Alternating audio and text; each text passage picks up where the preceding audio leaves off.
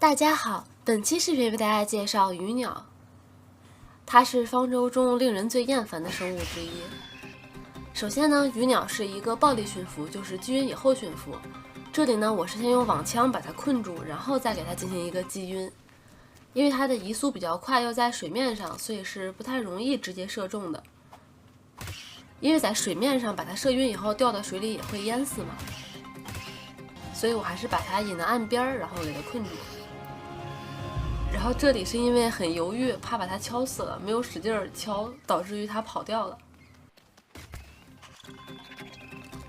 然后鱼鸟呢，因为它的生命值是非常非常低的，它基础生命值只有50，所以呢，我们很难就是用高攻的武器把它弄晕。这个枪是170%的一个长管步枪，就把它这样射死了。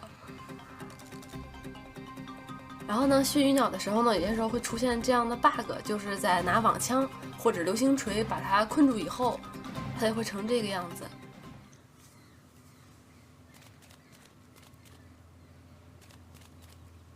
这个时候呢，可以拿人物模型给它卡一下，但是这只呢，最后也没有驯成功，因为它掉到水里面淹死了。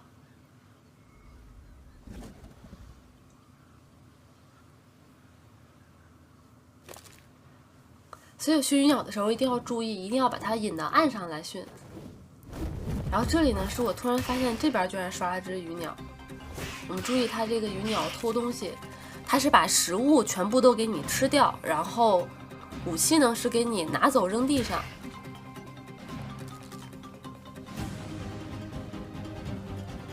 然后150级的鱼鸟呢，需要3个水母标或者6个麻醉标把它击晕。然后需要61个优质生鱼肉，然后鱼鸟呢，它的麻醉度是比较低的，所以我们需要黑果子或者麻药。然后杀鱼鸟最好的方法呢，是用我们的霰弹枪。我们可以看到，就是我枪法是很差的，但是也很容易把它杀掉，即使非常远的距离，也可以很容易把它击杀掉。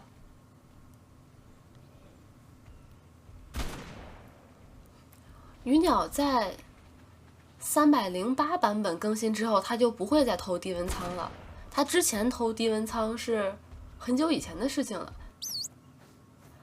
然后鱼鸟呢，它的技能呢是一个狩猎。当你打开它的狩猎并取回的时候呢，它就会给它吹的主动攻击，它就会攻击这种小型的猎物，然后给你把尸体带回来。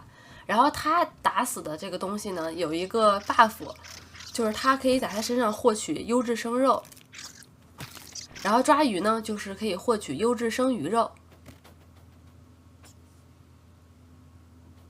抓的时候虽然很狗血，但是后来看它在这里投喂你，感觉还是比较有意思的。